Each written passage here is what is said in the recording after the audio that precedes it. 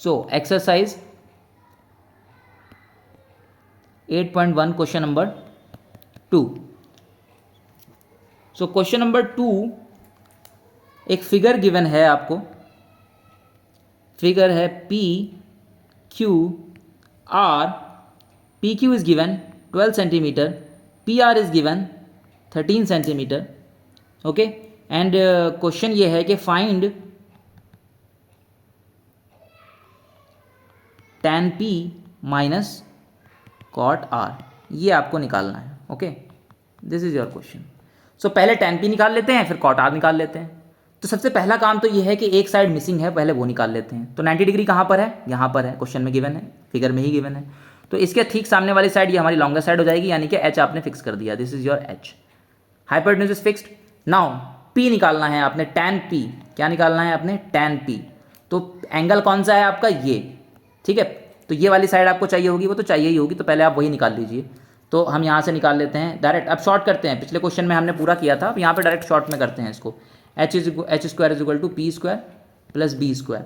तो पी कितना है मेरा? 12 स्क्वायर प्लस बेस कितना है मेरा? लेट से ये मेरा एक्स है. ठीक है, so this is your x square.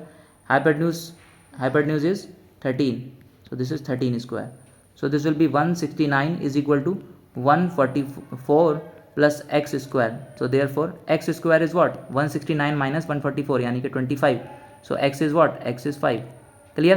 तो यहाँ से x आ गया 5 सेंटीमीटर. इट मीन्स हमको ये वाली साइड मिल गई कितनी? ये वाली साइड हमको मिल गई 5 centimetre. Now we have all the sides.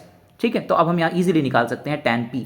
So tan p निकालने से पहले we know the formula, we have the formula tan theta is equal to perpendicular upon में base. We have this formula. Okay, now perpendicular क्या होगा, base क्या होगा? Depends on theta. ये p आपका है यहाँ पर. तो इस वाले एंगल के ठीक सामने वाली साइड कौन सी है? ये. तो ये आपका p हो गया इस केस में, और अगर ये p है तो ये आपका बेस हो गया. ठीक है, थीटा के साथ वाली साइड जो है आपकी बेस हो गई. सो आपका जो परपेंडिकुलर है वो क्या है? Q R. ठीक, परपेंडिकुलर क्या है आपका? Q R. ठीक, और आपका बेस क्या है? P Q. Base is P Q. तो क्यू आर की वैल्यू हमने निकाल ली है, 5 है, और पी क्यू की वैल्यू भी हमें पता है कितनी है? 12 है. ठीक है, so this will B tan p. tan p आपको मिल गया. सिमिलरली आपको क्या निकालना है सेकंड टर्म में? सेकंड टर्म में आपको निकालना है cot r. सो cot r. Now angle cot का पहले आपको फॉर्मूला पता होना चाहिए. cot का फॉर्मूला क्या है? cot थीटा इसका उल्टा यानी कि b by p. This is the formula. Now p क्या लेना है, b क्या लेना है? r पे डिपेंड कर रहा है, एंगल पे डिपेंड कर रहा है. This is your theta now. ठीक है, अब आपका थीटा ये नहीं है.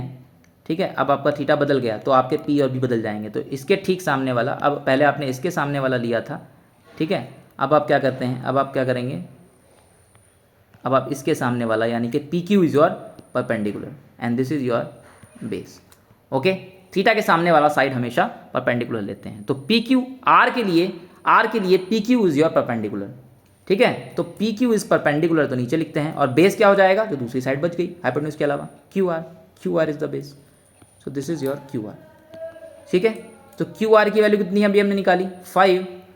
ओके, 5 एंड 5 अपॉन में पी क्यू कितना है आपका? 12. तो यहाँ से आपका cot r आ गया ना. अब हमें निकालना क्या है? हमें निकालना है tan p minus cot r. Okay, so इसकी वैल्यू क्या हो जाएगी? tan p अभी हमने निकाला ऊपर 5 अपॉन में 12. cot r निकाला 5 अपॉन में 12. So answer will be 0. Okay, clear? So answer will be 0. तो दिस इज हाउ कि आपको क्वेश्चन को किस तरह से टैकल करना है. क्लियर? तो समझने वाली बात केवल इतनी सी है कि जब भी एक राइट एंगल ट्रायंगल दिया हो, दो साइडें दी होंगी, तीसरी साइड मिसिंग होगी, वो आप सबसे पहले पाइथागोरस थ्योरम लगा के निकाल लीजिए. नंबर 1. नंबर 2, अब आपको ट्रिग्नोमेट्रिक रेशियो निकालने हैं. उसके लिए आपको पी बी एच चाहिए, वो आपके पास अवेलेबल है. बट ट्रिग्नोमेट्रिक रेशियो में एच तो पता है कि क्या लेना है, वो तो फिक्स है, वो चेंज नहीं हो रहा. बट पी और बी वो बदल जाते हैं, स्विच हो जाते हैं. कभी ये ले लेते हैं, कभी दूसरी ले लेते हैं. तो उसके लिए आप क्या देखिए? एंगल देखिए कि ट्रिग्नोमेट्रिक रेशियो जो आप निकाल रहे हैं उसमें एंगल कौन सा है, और वो एंगल यहाँ पे लोकेट कीजिए, यहाँ लोकेट कीजिए, और लोकेट करने के बाद जो उसके ठीक सामने वाली साइड है वही आपका P होगा, और जो दूसरी साइड बच गई वो आपका B होगा. क्लियर?